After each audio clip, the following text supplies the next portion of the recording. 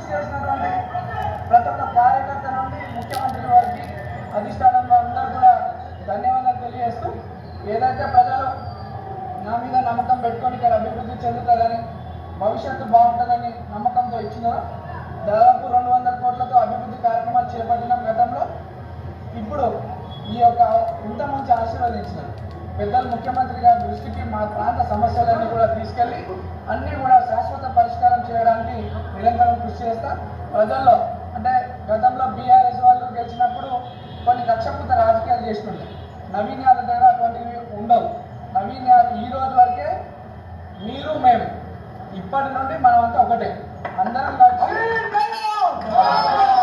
కలిసి మన ప్రాంత అభివృద్ధి కొరకు కష్టపడదాం, కలిసి పనిచేస్తున్నామని చెప్పి సందర్భంగా తెలియజేస్తూ, మరి మా అనేక దుష్ప్రచారాలు బీఆర్ఎస్ పార్టీ వాళ్ళు మా మీద నన్ను మా కుటుంబ సభ్యుల్ని అనేక తప్పుడు ఆరోపణలు చేయడం జరిగింది. వాటికి ఈరోజు ఈ సమాధానం మా ప్రజలు వాళ్ళకి ఇచ్చినారు.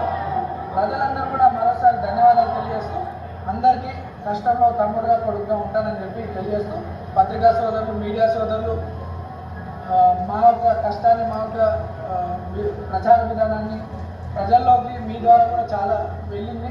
ప్రజలకు నమ్మకం కలిగింది మా మీద. దానికి కూడా మీ పత్రికా సోదరులకి, మీడియా సోదరులకి అందరూ కూడా ధన్యవాదాలు తెలియజేస్తూ, జై కాంగ్రెస్, జై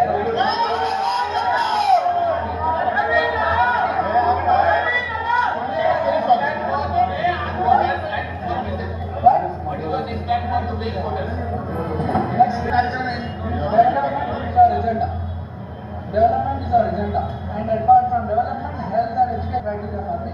Definitely మా ప్రాంతంలో అన్ని స్కూల్స్, గవర్నమెంట్ స్కూల్స్ అన్ని కూడా రెనోవేషన్ చేయించి మంచి క్వాలిటీ ఎడ్యుకేషన్తో పాటు వాళ్ళ ఫెసిలిటీస్ అందిస్తూ ఆరోగ్య పరిస్థితులు కూడా బాగుండేలా మా జూబ్లీతో ఒక ఆరోగ్యవంతంగా కష్టపడి పనిచేస్తామని తెలియజేస్తాం.